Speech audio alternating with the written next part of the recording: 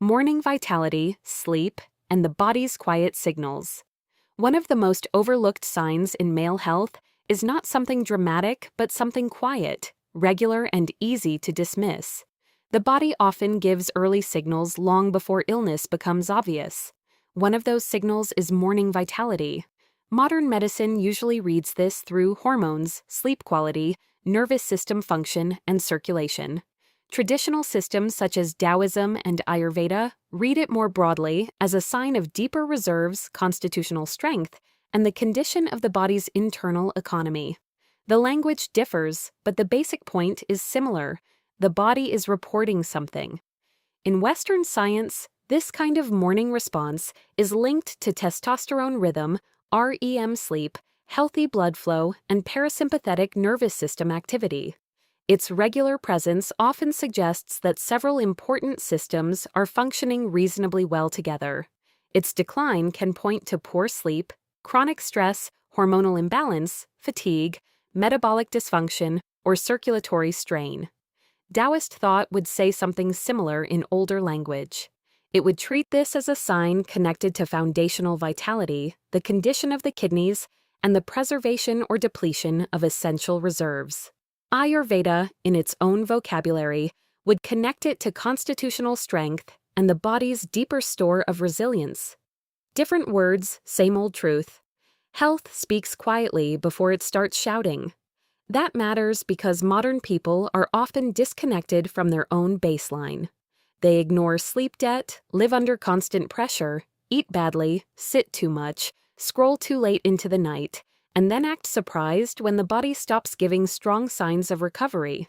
But the body is not confused. It is responding to conditions. When this sign becomes weak, irregular, or absent over time, it may reflect several things at once. First, sleep may be damaged. Deep sleep and REM sleep matter far more than most people realize. If sleep is fragmented, too short, or constantly disrupted by stress, screens, stimulants, or breathing problems, recovery declines. Hormonal rhythm suffers. The nervous system stays irritated. The body stops repairing itself properly.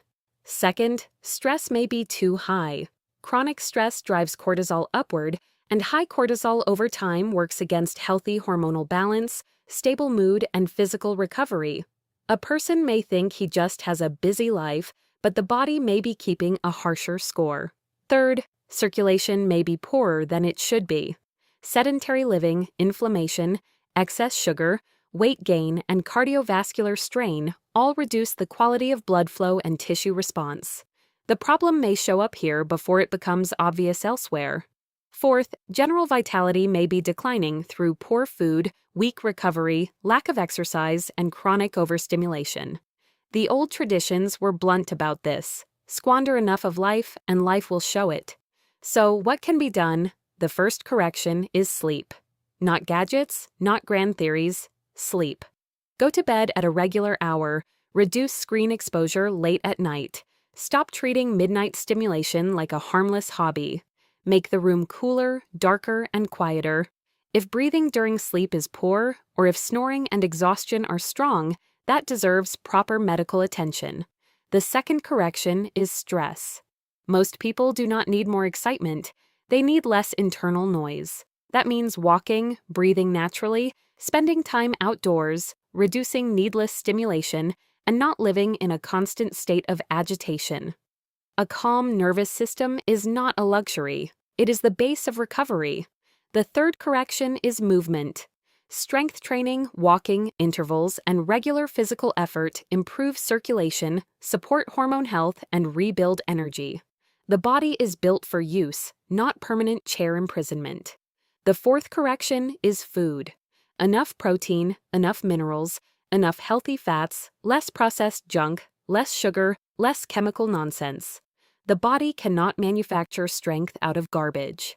Old wisdom and modern science agree on this more than people pretend. Traditional systems add another insight. Vitality is not only physical output, but the wise management of reserves. Taoist practice, for example, treats health as a matter of conserving life force rather than burning through it blindly. Ayurveda says something similar in its own way.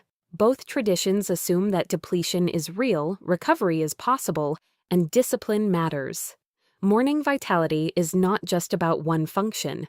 It is one of the body's quiet reports on sleep, stress, circulation, hormones, and reserves. Read it carefully, not neurotically. The message is often larger than the symptom. Details and links are in the description below.